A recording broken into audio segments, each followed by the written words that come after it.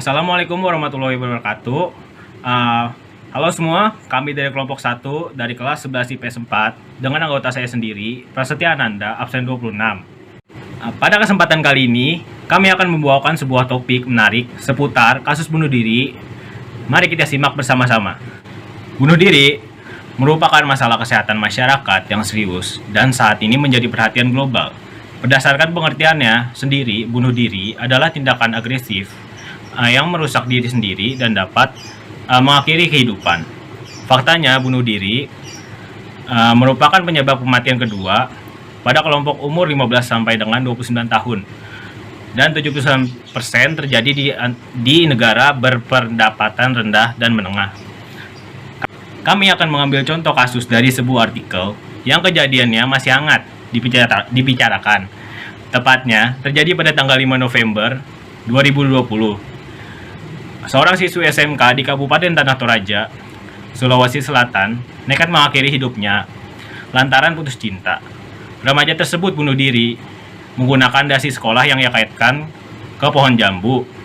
Polisi menemukan 3 lembar surat yang ditulis oleh FM, inisial dari korban, untuk orang tua dan kekasihnya. Polisi juga memeriksa seorang remaja laki-laki berinisial AL yang tidak lain adalah kekasih FM untuk dimintai keterangan. Berdasarkan teori menurut Emil Durkheim, bunuh diri terbagi menjadi 4 jenis, yaitu egoistik, anomik, altruistik, dan fatalistik. Egoistik adalah saat seseorang merasa kepentingannya sendiri lebih besar daripada kepentingan satuan sosialnya. Bunuh diri anomik dilihat dari indikator ekonomi maupun domestik. Krisis ekonomi membuat orang kehilangan arah. Terus altruistik terjadi karena merasa dirinya sebagai beban dalam masyarakat. Terus kalau fatalistik dilakukan karena rasa putus asa, tidak lagi semangat untuk melanjutkan hidup. Berdasarkan data dari WHO, estimasi jumlah kematian akibat bunuh diri di seluruh dunia adalah 793.000 kasus pada tahun 2016 atau 10,6 kematian per 100.000 penduduk atau 1 kematian tiap 40 detik. Di Indonesia sendiri pada tahun 2016, angka kematian akibat bunuh diri sebesar 3,4 kematian per 100.000 penduduk. Laki-laki sebesar 4,8 kematian per 100.000 penduduk, lebih tinggi dibandingkan perempuan sebesar 2,0 per 100.000 penduduk. Terus Global School Based Student Health Survey atau OSHS yang diselenggarakan Kemenkes RI berupa survei kesehatan pada pelajar SLTP dan SLTA dengan rentang usia 12 sampai 18 tahun. Hasil GSHS didapatkan data keinginan untuk bunuh diri pada masa SLTP dan SLTA sebesar 4,3%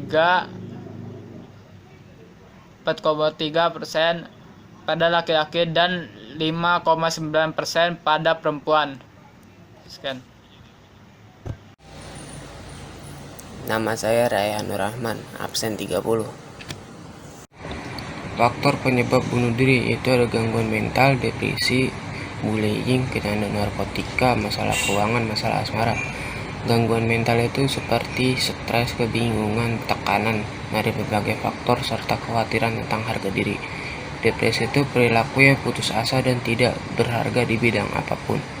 Bullying itu memiliki efek mendalam bagi korban dalam cara berpikir dan perasaan mereka.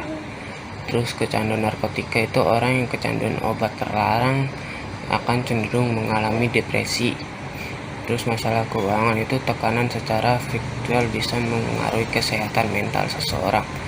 Masalah asmara itu faktor terjadi aksi bunuh diri karena mereka tidak dihargai, mengalami kekerasan dan rumah tangga, serta mengalami perpisahan. Nama saya Yuda Dwi Prasetya, kelas 11 IPS 4, nomor absen 38. Analisis kelompok kami.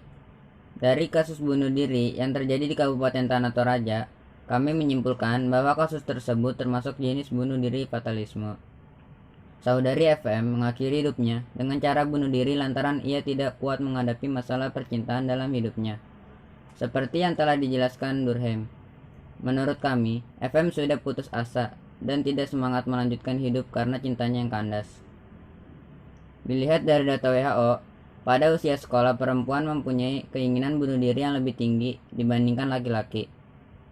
FM adalah siswi dari salah satu SMK. Kasus ini membuktikan bahwa survei yang dilakukan WHO itu tepat. Faktor penyebab terjadinya kasus tersebut menurut kami disebabkan oleh masalah asmara. FM baru saja putus cinta dengan kekasihnya.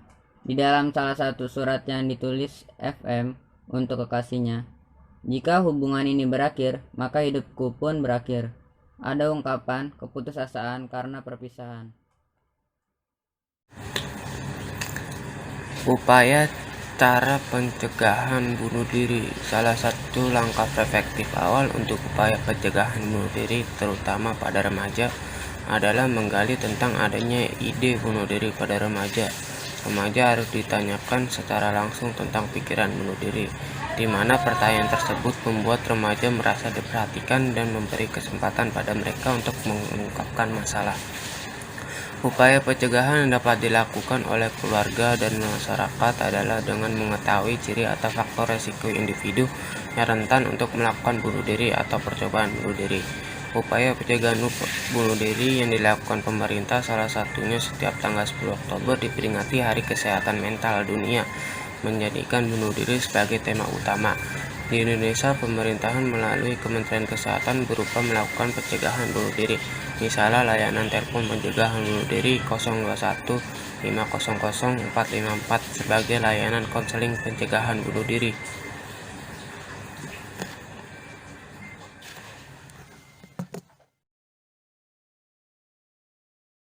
Sekian dari kelompok kami mohon maaf apabila ada kesalahan dan kekurangan.